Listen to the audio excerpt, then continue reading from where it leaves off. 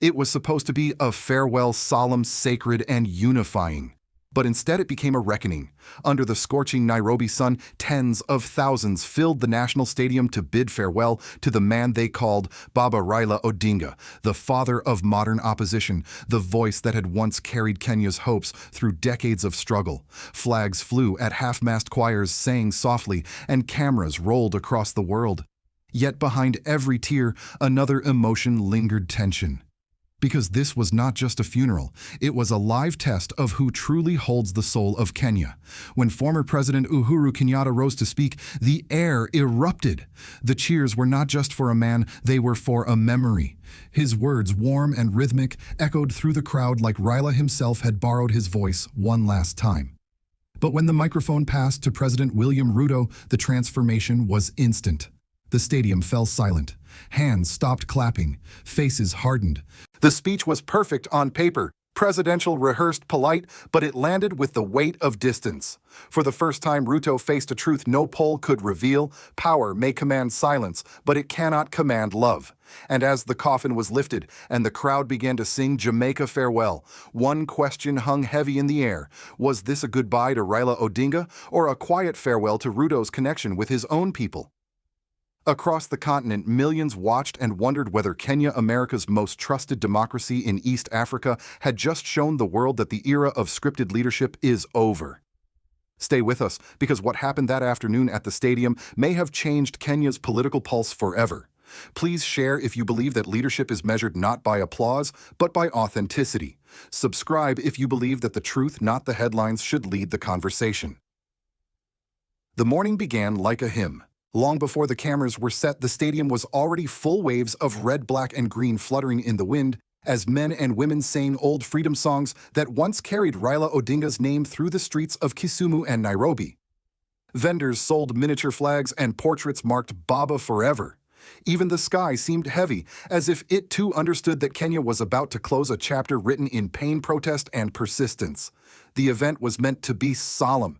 Every seat was filled with a symbol: a soldier's uniform, a clergy's robe, a diplomat's dark suit. Every row told a story: the civil servants who had risen because of Raila, the journalists who had been jailed for defending him, the old women who had walked barefoot to see his final journey. The choir's harmony was soft, trembling under the weight of history. Then came the moment that changed everything. Former President Uhuru Kenyatta was called to the stage. It had been years since the crowd had seen him in such a light, not as a politician, but as a son paying tribute to a mentor. As he stood, thousands rose with him. The cameras captured faces wet with tears and pride. When he began to speak, the noise rolled like thunder. He didn't read from a script. His voice cracked with sincerity. He called Raila a giant who refused to bend, and for a fleeting moment Kenya seemed united again, not by government, not by power, but by shared memory. Observers later said that Uhuru's speech felt like Raila himself had returned to speak through him.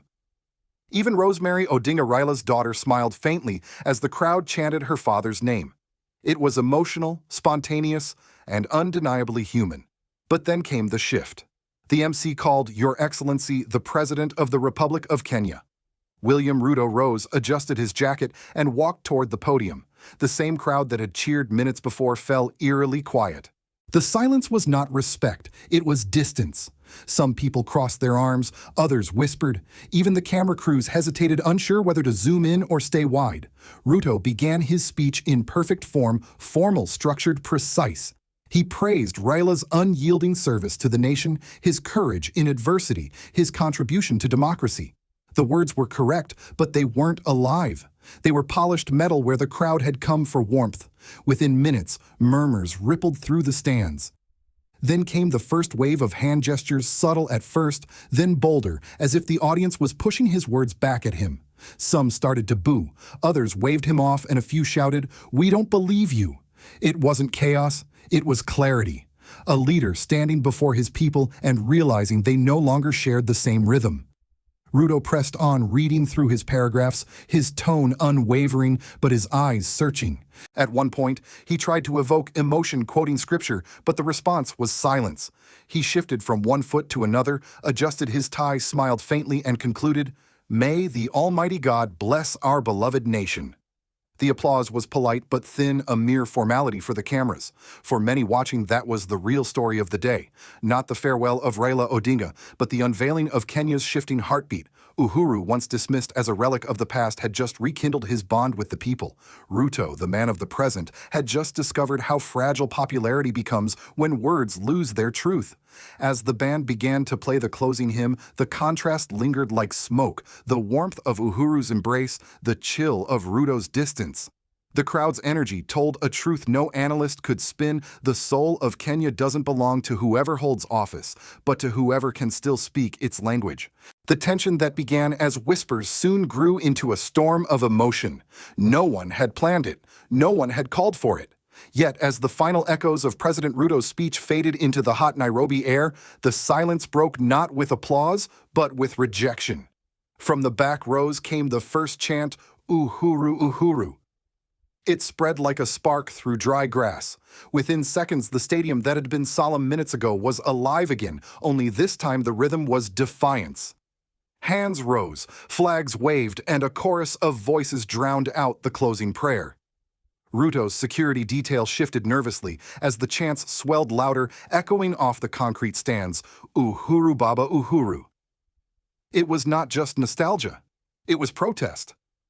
A people expressing in the only language they had left their disconnection from power. Rosemary Odinga, still seated near the front, looked up, her face calm but unreadable.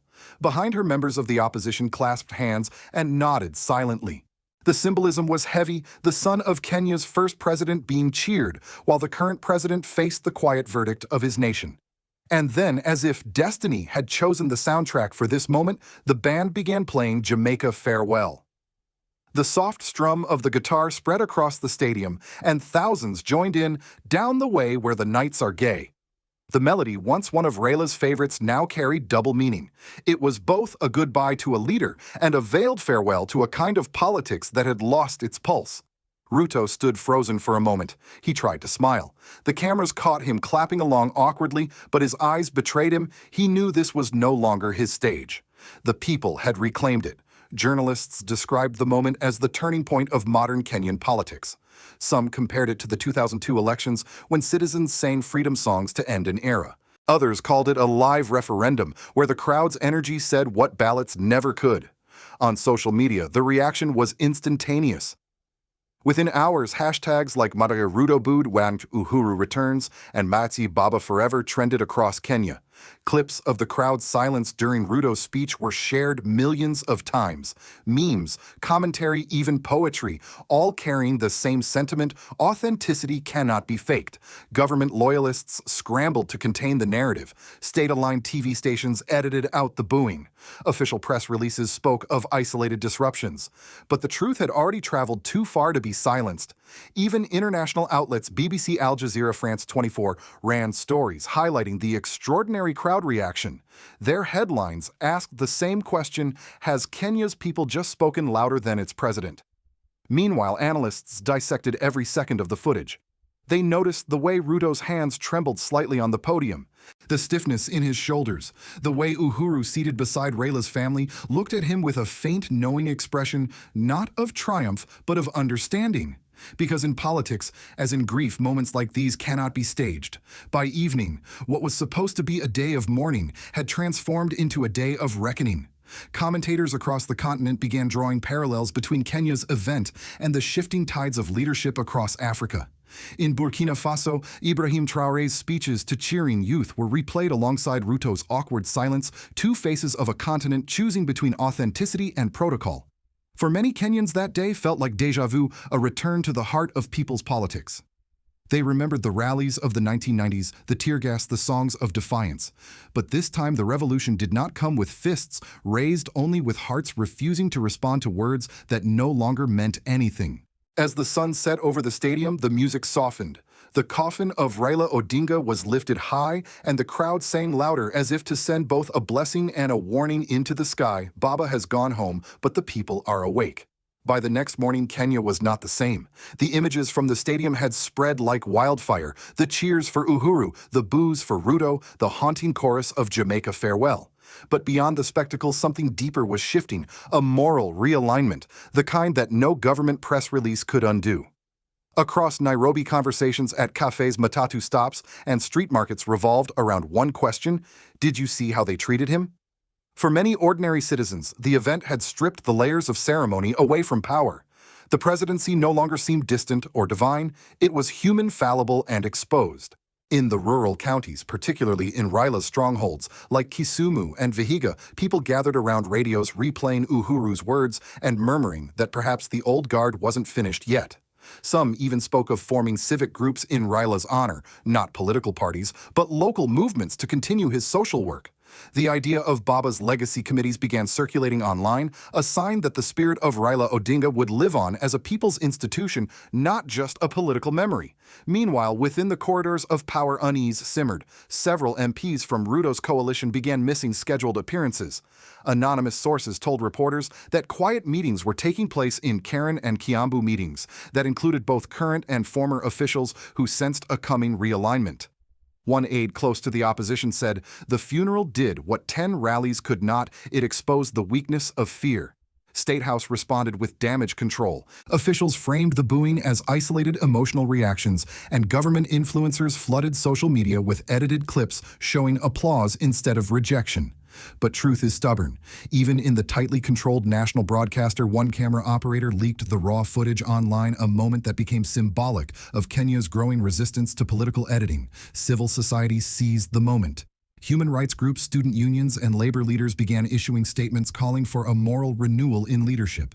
They cited the funeral as proof that Kenya's citizens were tired of rehearsed politics and wanted leaders who could feel their pain, not recite it.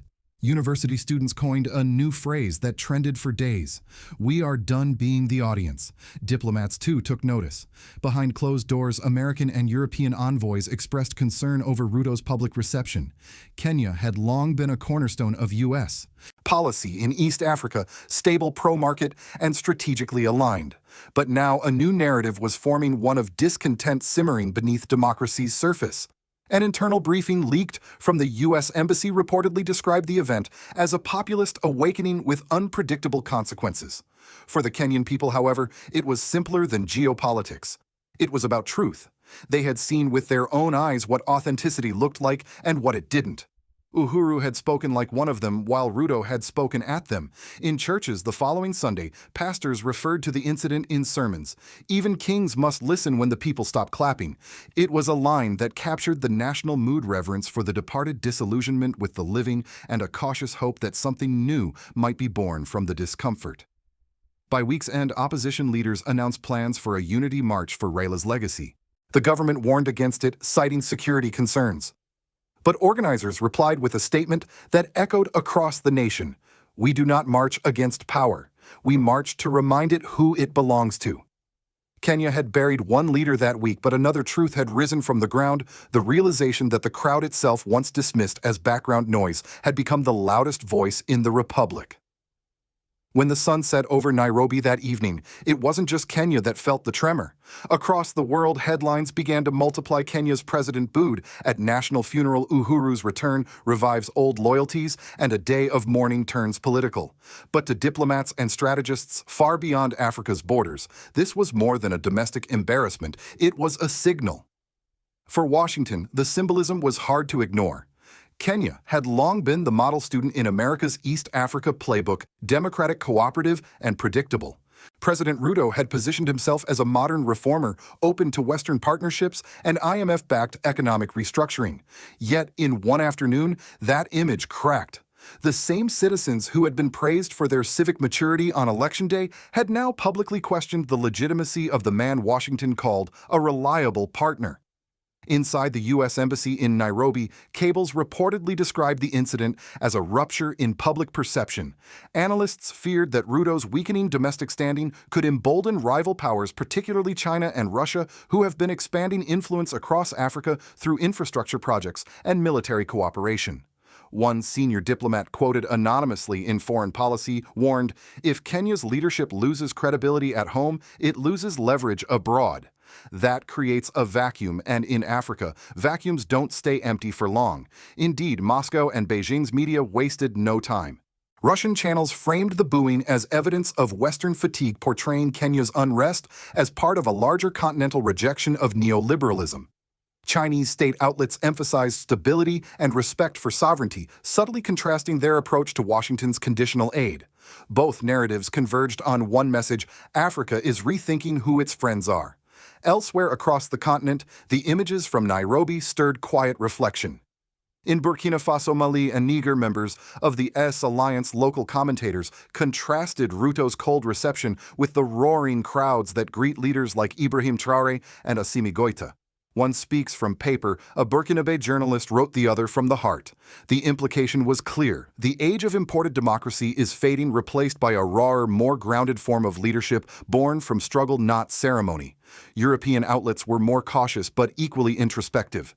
The BBC called it a wake-up call for Africa's democracies, while Le Monde described it as the day Kenya's people edited the script. Even within African Union circles, whispers began about the dangers of overmanaged politics leadership without intimacy.